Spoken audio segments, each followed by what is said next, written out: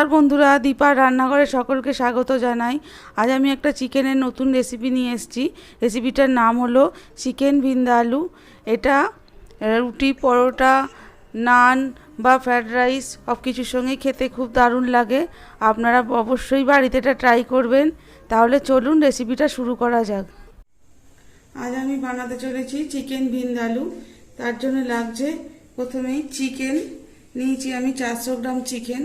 তার জন্য আমি দুটো ছোট সাইজের পেঁয়াজ ছোট ছোট করে কুচিয়ে নিয়েছি। আর লাগছে কয়েকটা কাঁচা লঙ্কা গোটা, আদা রসুন বাটা 2 চা চামচ, ধনে গুঁড়ো 1 চা চামচ, জিরে গুঁড়ো 1 চা চামচ, আর লাগছে দুটো তেজপাতা আমি এখানে ছিঁড়ে নিয়েছি, 3টে এলাচ 2 টুকরো, দারচিনি আর কয়েকটা লবঙ্গ, আর লাগছে গোটা জিরে, 2 চা চামচের মতো ভিনিগার, পরিমাণ মতো লবণ, লাগছে সাদা তেল, হলুদ গুঁড়ো, লঙ্কার গুঁড়ো।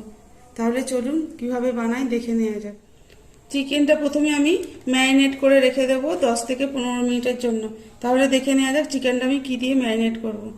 এর মধ্যে দিয়ে দেব 2 টেবিল চামচ সাদা তেল, তেজপাতা, গোটা গরম মশলাগুলো,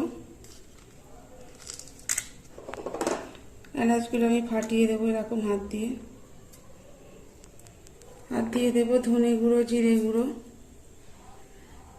লঙ্কার গুঁড়ো, হলুদের গুঁড়ো, গোটা জিরে, লবণ কিছুটা দেব, কিছুটা রান্না করার সময় দেব, আর দিয়ে দেব আদা রসুন বাটাটা। তো আমি হাত দিয়ে সব মশলাগুলোকে ভালো করে মাখিয়ে নেব।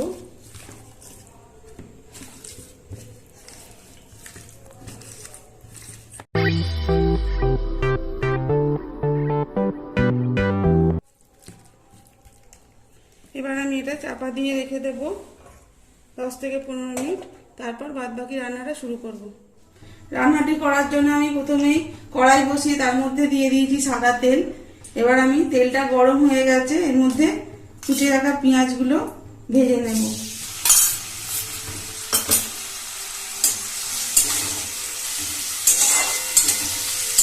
পেঁয়াজটা কিছুটা লাল লাল করে ভেজে নেব। এবার আমি এর মধ্যে দিয়ে দেবো ম্যারিনেট করা চিকেনটা।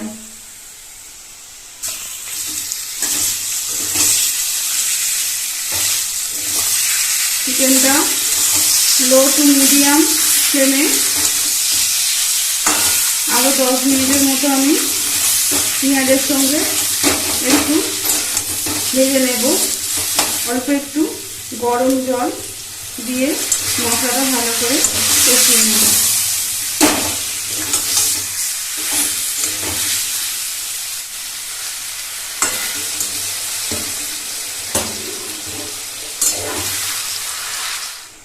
চিকেনটা আমার ভালোভাবে কষানো হয়ে গেছে। এবার আমি এতে আরো একটু গরম জল দিয়ে দেব, আর দিয়ে দেব পরিমাণ মতো লবণ। ম্যারিনেট করার সময় লবণ কিছুটা দিয়েছিলাম, আর এখন কিছুটা দিলাম। এবার আমি এটা চাপা দিয়ে হতে দেব আরো 10 থেকে 15 মিনিট। এবার আমি দেখে নেব মাংসটা সেদ্ধ হয়েছে কি। জলটাও মরে এসছে আর চিকেনটা আমার অনেকটাই সিদ্ধ হয়ে গেছে। এবার আমি এর মধ্যে দিয়ে দেব 2 চামচের মতো ভিনিগার,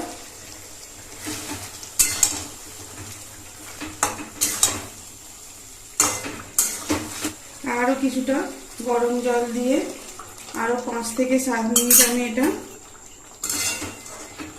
কম আঁচে রান্না হতে দেবো চাপা দিয়ে।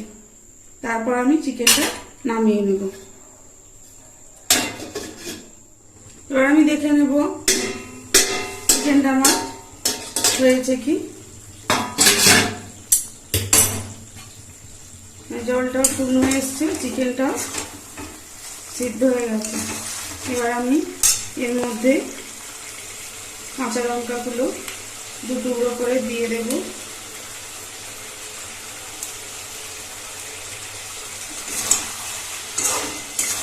দিয়ে কিছুটা নেড়ে চেড়ে আমি এটা নামিয়ে নেব। রান্নাটা আমার হয়ে গেছে।